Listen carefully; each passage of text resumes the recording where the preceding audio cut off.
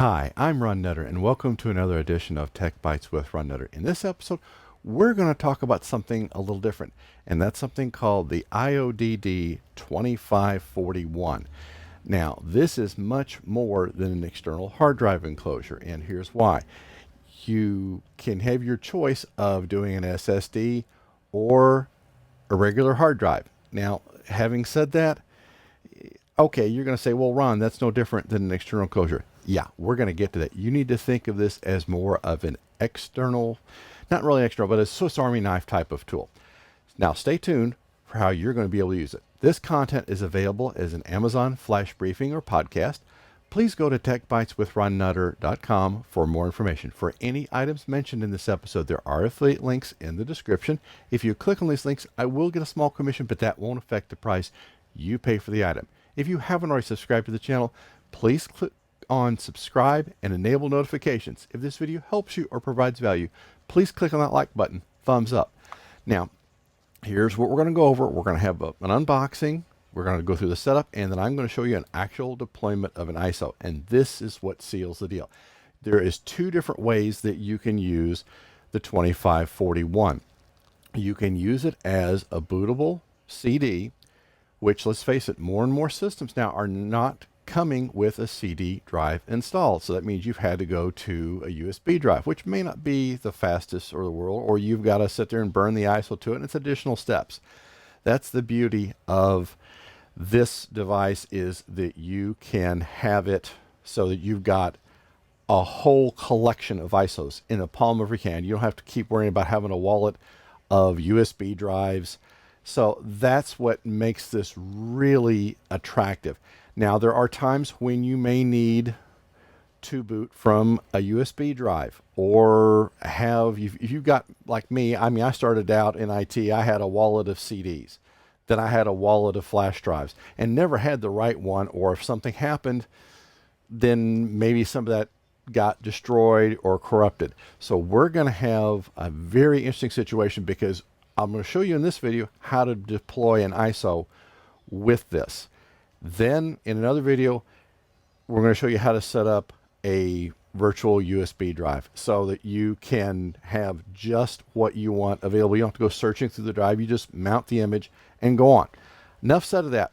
Okay, well, let's go ahead and get started with, well, I'm not going to call it an unboxing, because to save some time, and you don't need to see me take this thing out of the carton, I'm going to go ahead and get everything ready to go. Now, we've got the SSD drive over here, and I got a few extra things on the table right now I need to get moved.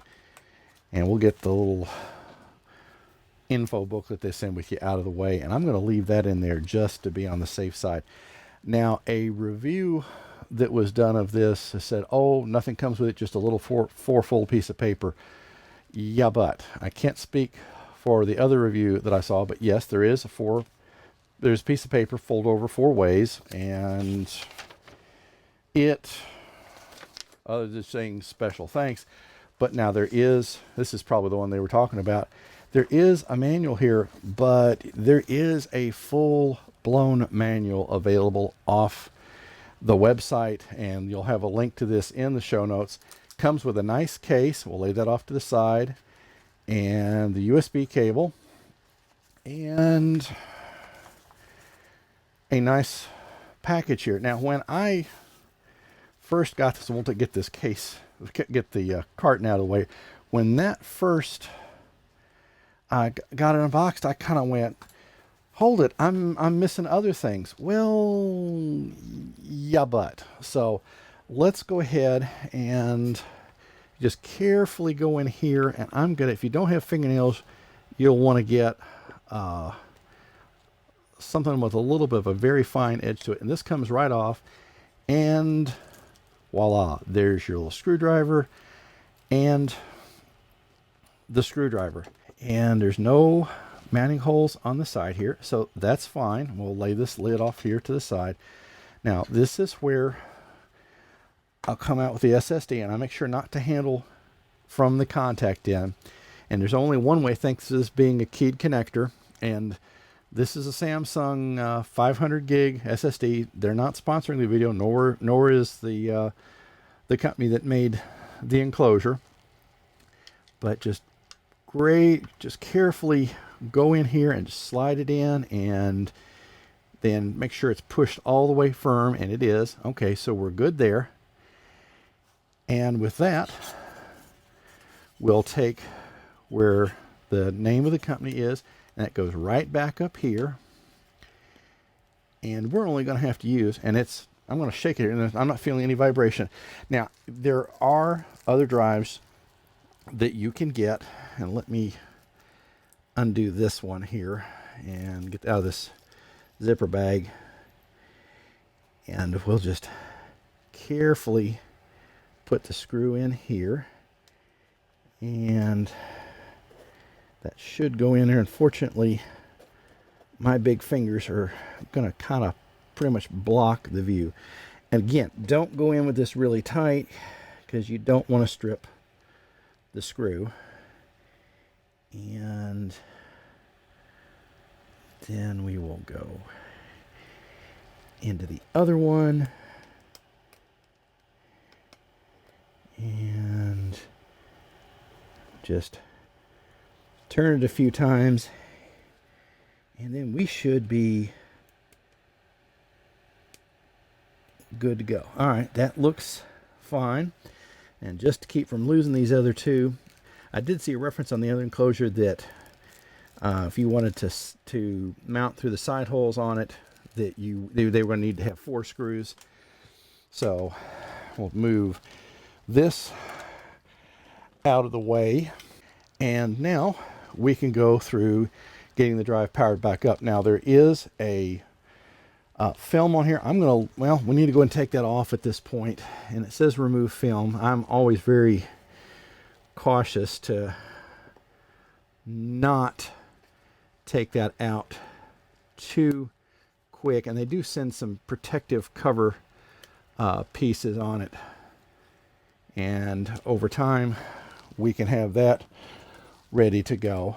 Now we will take the cable and we'll get it inserted next. Okay, so now we'll take the cable they sent with it. Unfortunately, it's a fairly standardized cable. It's not like some of the ones that I've run into before. And you've probably noticed that kind of connector before. That's usually on some of the external USB hard drives. And we will just plug in there. Got that firmly installed, and since this is blue, we want to make sure we plug it in to the other end. And let's zoom in here a little bit, and right now it's trying to figure out what it's going to do. Okay, so first partition, so there's some things that we don't have in here. So what we're going to want to do is go menu, and let's go down here.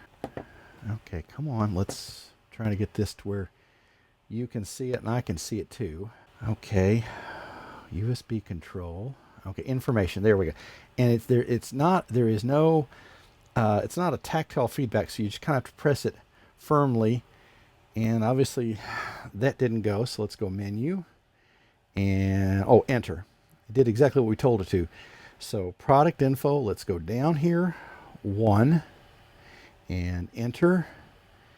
Okay, and it's, from what it says, and now this can be set up as either NTFS or FAT/exFAT. And I'm going to go for exFAT because there's some applications I want to use this for that I don't want to plan on NTFS being readily available. So what we're going to have to go in and do is get the latest firmware. So we're going to switch over to the laptop, and let's drop that out of here. And what we will do is we're going to flash this over to FAT32. So I've already downloaded the file, and you can go right to the website. It's under the downloads area, and prevented an unrecognized app. Thank you, Windows. Okay, run anyway. Fine. Okay, device is detected, and okay, drive is detected. Okay, that's good. So we will do update, and this shouldn't take but a little bit, and then we'll actually go through and do the setup. Unfortunately, you have to do this from a Windows machine. They don't have drivers, and it says, okay, update succeeded. After exit, replug the device and wait until the flash is finished. Okay.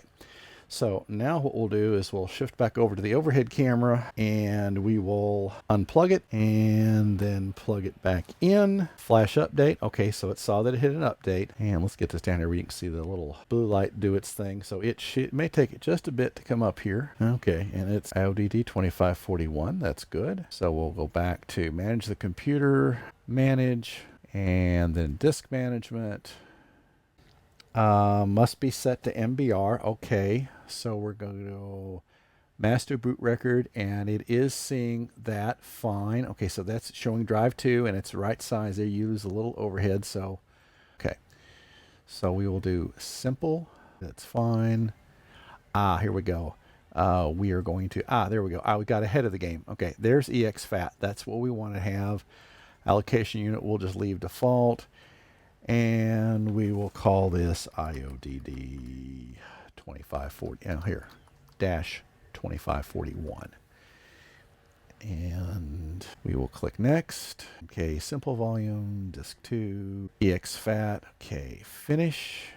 And it's happy. So the other thing that we want to do is create and folder. So we'll call it new folder, and it wants it to be underscore. I'm going to do it in all uppercase. They say it is case insensitive, but I have a tendency to stick with what works. Okay, so now we've gotten all that done. So we will close that. Okay, so at this point, we're going to, according to the manual, it says to unplug and then plug back in. And let's shift over here. And let's watch how it comes up differently. Say it says no disk. Okay, so now, so far, we've got the 2541 put together. We've got it all set up with the new firmware. I've already gone ahead and copied, just to save time, copied some ISOs out there. And now the rubber is going to hit the road. Now, we're going to switch over here to the overhead camera. Now, this is the 2541 that we've been working on. Now it is plugged into an Intel NUC, and the Intel NUC is not powered up at this point, but the USB ports are. So if you find the system you're going to put this on or install this with is not got powered up, then as soon as you power up the device you're going to be installing the ISO on, and this display comes up, and it'll take it a second or two, then what you'll want to do is we'll go down here and we'll tap and go through the menus, and this is what we're going to be installing. So at that point, I will hit enter, and that's the selected image. We will power up the Intel NUC, and we should come up here in just a second. Okay, it's got the power light. Now, you'll want to make sure that your BIOS is set up to boot from USB first. Otherwise, you won't see that. So then what we'll go and do is we're going to tell it to install. And I'm going to actually switch back because I want you to see that it's actually, let me slide this down ever so slightly. Okay, now that's on solid. Now, as soon as I hit enter, there we go. I didn't hit it the right way. Okay, now, so we'll go up here to American English. So it's actually, well, it will at some point. Apparently it's getting just the bare minimum because I should be seeing the light flash up there. And that may be just because of the way it's accessing it that it's not doing it. But I mean, it's literally running. Come on here. There we go. Oh, I was hitting the right button anyway. So it's going through. Okay. Now, it has thrown this error on me that it's looking for some Wi-Fi drivers. I'm going to tell it to no, and you'll see it's just happy as a clam here, and it's still installing things. We're going to say guided, use the entire drive. You want to make sure you know which one you're selecting. Fortunately, at this point, the IODD device does advertise its name. So that is going to be the internal drive we're going to go with. We're going to put all files in one partition, finish partitioning and write it. And we have to write the changes to disk, and it's going to start installing. And this is what is kind of the pregnant pause in the whole situation. So it's really, it is very straightforward to get this up and running. And now it's copying the data to disk. And I thought for sure, now what I'm probably thinking about is I saw the light blinking, but that was probably when I was using it as or just a regular external hard drive. Really, all there is to it, go into the menus because, well, let's go ahead and while we're copying, so what the heck? I mean, what else? We can't mess up too much. Go up here to menu. Let's go down here, and it's got a lot of information to give you. Now with mode select, it can go, you can have it dual mode, which is going to be both hard drive and an optical disk, unless you have a specific reason or you run into a problem. I've just left mine in dual mode. Now we'll press 4 here to back up a menu, and USB control, we'll go down here one. Okay, USB control, there we go. It's just a matter of I'm trying to press this while it's doing other things, and we press enter. You can, this is where you would write protect it. When you go to copy files to it, it's not going to initially see those files. So that's where you either need to go through this refresh menu option or just eject the drive and put it back in, and then it will know about the presence. Safe removal. So that is where if you don't have a way of cleanly ejecting the drive from whatever operating system you've got it on, you can do it from here, and you're minimizing the risk of having an open file corrupted. Now, you'll see unmount VHDD, that's virtual hard drive image. We'll get to that in another video. And there we go. And then enter.